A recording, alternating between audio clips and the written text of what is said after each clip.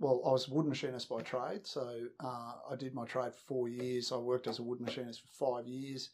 I used to work in one of Australia's biggest furniture factories, and I'd stand there at the end of a machine and look at the clock on the wall, and I swear the minute hand would be going backwards, and it was pretty boring in parts. So I kept saying to myself, there's got to be something different, and there's got to be something better. I've got to be able to do something a bit different. So I decided, I was telling my mates about it, and I remember the exact date. It was January the 17th, 1986. You wouldn't have even been born then. Sitting around a pool at a furniture factory where we were, and I just said, it's got to be something better. So I decided that I was going to go overseas for a year, and one of the guys that I barely knew said, do you mind if I come with you? So we went overseas a year to that date. We went overseas it was about just over 12 months.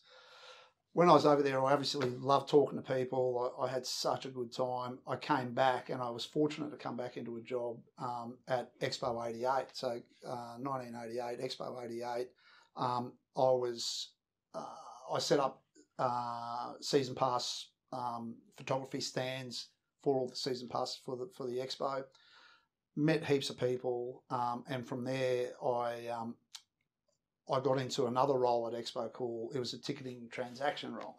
So there was a lot of people that had to get upgraded. They tried to sneak in on a concession ticket, and so I had to greet all these irate people that I had to charge them full fare. And our division actually made $1 million over that period from upgrading from concession to adult. I really enjoyed the conflict side of it and talking to people, and I consider myself quite good at it. So I decided then that all I wanted to do was to get into sales.